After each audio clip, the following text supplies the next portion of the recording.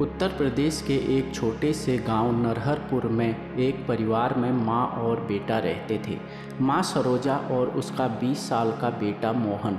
माँ का मन हमेशा कृष्ण भक्ति में लगा रहता था, जिसे देखकर मोहन भी कृष्ण भक्ति में अपना मन लगाने लगा था। वह भी माँ के साथ हमेशा मंदिर में बैठा रहता। उसकी माँ कहती थी, बेटा तेरा यह पुराने जन्म का कोई पुण्य है जो इतने छोटी सी उम्र में तेरा कृष्ण भजन में मन लग रहा है। गांव बिल्कुल साधारण था। कच्ची गलियां, मिट्टी की सौंधी महक, बरगद की छांव, गायों की रंभाहट और शाम होते ही मंदिर से आती घंटियों की ध्वनि। पर गांव में एक और रहस्य था। कभी कभी अचानक हवा से एक अनजानी बांसुरी की धुन गूंज उठती थी। उस धुन को किसी ने किसी को बजाते हुए नहीं देखा था, पर गांव के कुछ बुजुर्ग कहते थे कि गांव के आसपास जो जंगल हैं, इन जंगलों में मोर रहते हैं, तो यह मोर ध्वनि आती है। कुछ लोग कहते थे ये धुन पेड़ों के बीच छिपी हुई कोई लीला है, जिसे आंखों से नहीं दिल से सुनो। मोहन इस धुन को सबसे ज़्यादा गहराई से सुनता था। हर बार जब वह दुखी होता, चिंतित होता, कहीं दूर से वही मधुर धुन सुनाई देती। माँ हंस देती, तू तो जैसे जन्म से ही भगवान के दिल का दुलारा है रे। मोहन बस मुस्कुरा देता। मोहन एक बहुत ही सरल, शांत और दयालु युवक था। दूसरे लड़कों की तरह वह कुश्ती, शोरगुल, बाजार में घूमना कुछ भी उसे नहीं भाता था। उसका मन खेतों, पेड़ों और पशुओं में ही बसता था। गायों से उसे अजीब सी आत्मीयता थी, खासकर उसकी अपनी गाय जिसका नाम था गंगा। वह अक्सर कहता, गंगा मेरी सबसे अच्छी दोस्त है। गांव के लोग अक्सर उसे प्यारा सा पागल कहते, पर उन्हें पता नहीं था कि मोहन के भीतर एक अदृश्य प्रेम बहता है, जिसे शायद केवल ईश्वर ही जानता था। एक दिन मोहन गंगा को लेकर खेतों में गया। दोपहर की धूप तेज थी। गंगा चरते चरते कहीं दूर निकल गई। मोहन घबरा गया। वह हर तरफ दौड़ने लगा। तभी हवा में वही बांसुरी की धुन उठी। मोहन उस दिशा में चल पड़ा। एक पीपल के पेड़ के नीचे एक बूढ़ा चरवाहा बैठा था। लंबी सफ़ेद दाढ़ी, भूरे नीले से कपड़े और हाथ में बांसुरी। उसके पास ही गंगा सुकून से बैठी थी। मोहन दौड़कर गंगा के पास आया। चरवाहा मुस्कुराया, डर मत बेटा, जहाँ प्रेम होता है वहाँ खोया कुछ भी नहीं जाता। मोहन बोला, बाबा आपने मेरी गंगा को कैसे ढूंढ लिया? मैंने तो कभी आपको गांव में देखा ही नहीं। चरवाहा शांत स्वर में बोला, मैं तो राहगीर हूँ, पर तेरे मन की पुकार बहुत दूर तक जाती है। फिर उसने मोहन की तरफ देखा। दुख में पुकारना कोई न कोई सुन लेगा। मोहन कुछ पूछता, उससे पहले ही चरवाहा आगे बढ़ा। मोहन ने एक क्षण बाद पीछे देखा, वह वहाँ नहीं था। एक बार अचानक गांव की शांति टूट गई।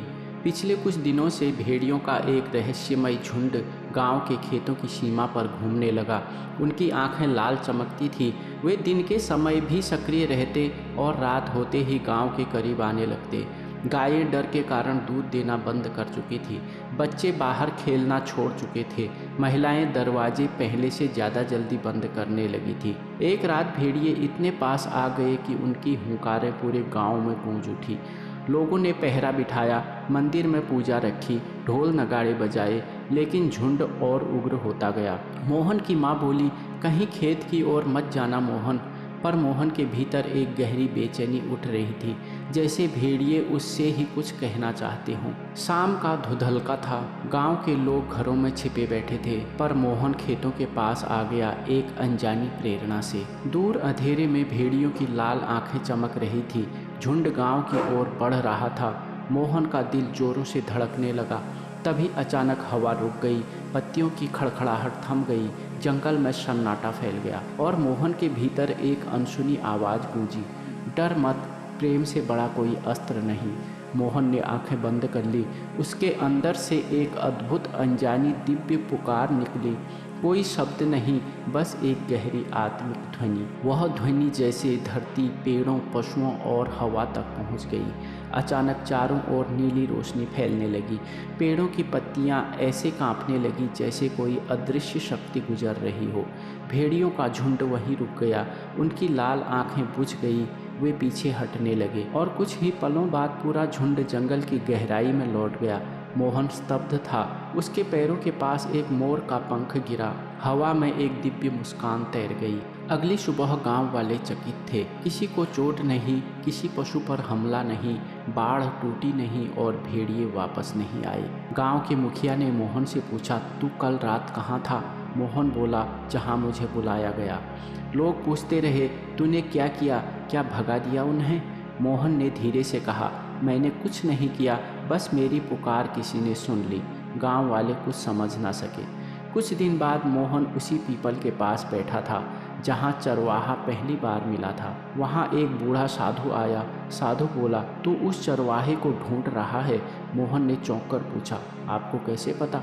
साधु मुस्कुराया, क्योंकि इस इलाके में पिछले 40 साल से कोई भी ऐसा चरवाहा नहीं देखा गया। मोहन हिल गया। उसने अपने हाथ में रखा मोरपंख दिखाया। साधु बोला, यह मोरपंख साधारण नहीं, यह संकेत है। वह चरवाहा शायद वही था जो सबका चरवाहा है। मोहन के होंठ कांप उठे। कृष्ण? साधु ने प्रेम से कहा, वह कभी प्रकट होकर नहीं आता, पर जिसे वह चुनता है उससे कभी दूर नहीं जाता। मोहन की आंखें भर आई। उस दिन के बाद भेड़ियों का झुंड कभी वापस नहीं आया। गांव वाले मोहन को श्रद्धा से देखने लगे, पर वह हमेशा यही कहता, मैं कुछ नहीं, बस किसी की धुन सुन लेता हूँ। आज भी रात को कभी कभी एक कोमल नीली आध्यात्मिक धुन हवा में तैरती है। लोग कहते हैं यह मोहन की धुन है, पर मोहन जानता था वह उसकी नहीं, कान्हा की अनसुनी मुरली है। जब भी वह धुन आती, गांव की मिट्टी कहती, ये मोर ध्वनि है कृष्ण की अदृश्य लीला। जय श्री कृष्णा। राधे राधे।